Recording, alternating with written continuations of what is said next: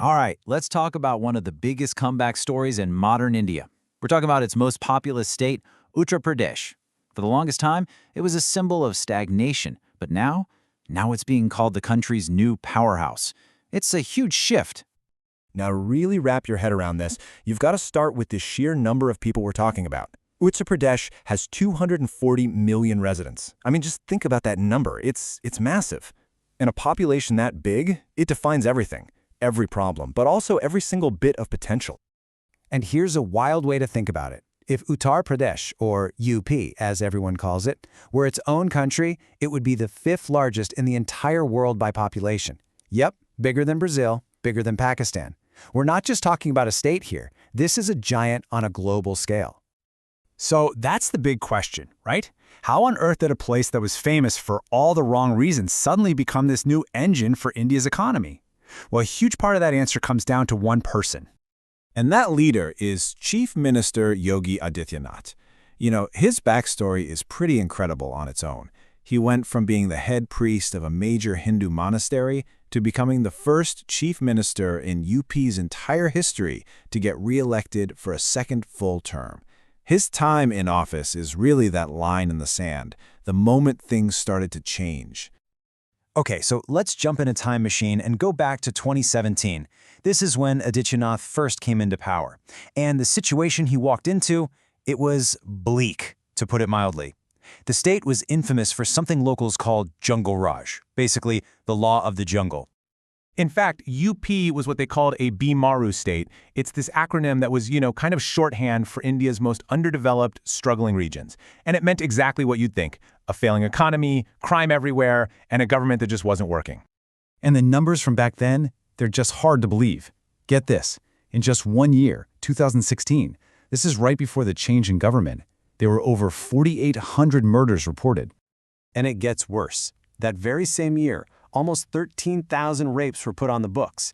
You had criminal gangs and mafia bosses, who often had friends in high places, basically doing whatever they wanted. The whole state was just in chaos. Now, as you can imagine, all this lawlessness completely crippled the economy. The average person was making only about 47,000 rupees a year, which was roughly half of what the average Indian made. The power was always out, corruption was everywhere. I mean, if you were an investor, would you go near a place like that? No way! So, what did the new government do? Well, Adityanath's #1 priority, right out of the gate, was crime. And his approach was so direct, so uncompromising, that he very quickly got a nickname, Bulldozer Baba, which kind of means the bulldozer saint. He rolled out a zero-tolerance policy. His whole argument was, look, you can't have economic growth, you can't have anything good if people don't feel safe. So that meant going right after organized crime, even seizing and literally bulldozing properties that were tied to the mafia. And, well, the results were pretty dramatic. Just look at this one example, dacoity, which is basically organized banditry.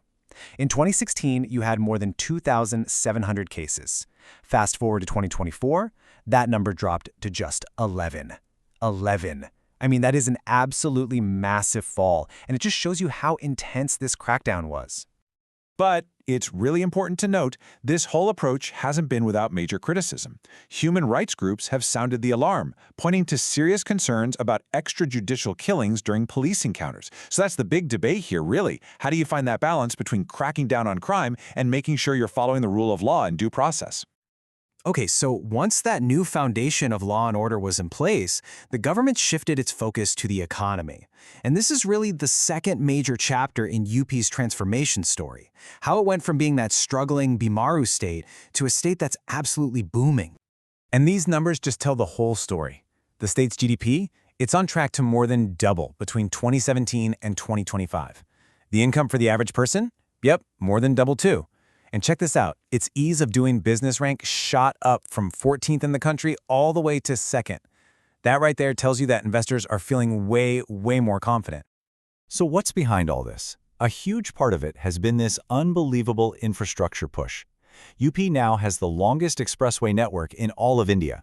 They're building airports like crazy, they've got the country's first rapid rail system, and they've managed to get electricity to nearly every single village. All of this new concrete and steel, it's literally the backbone of the state's economic comeback. But they're not stopping there. Not even close. the government has this huge vision for the next few decades. It's called Viksit UP, which means developed UP. And honestly, the scale of what they're aiming for is kind of hard to even process. The goal? To turn Uttar Pradesh into a $10 trillion economy by 2050. Let me just put that into perspective for you. An economy that size would be bigger than the entire economy of Japan or Germany is right now. It's just a mind-boggling number. So how do they plan to get there? Well, the roadmap is built on 5 big ideas. First, use tech to completely change farming. Second, pour a ton of money into education and job skills. Third, become a major hub for tech and manufacturing.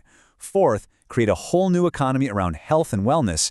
And finally, make sure all this growth actually helps everyone and plugs the state into the global economy. So when you step back and look at the whole picture, what's the big takeaway?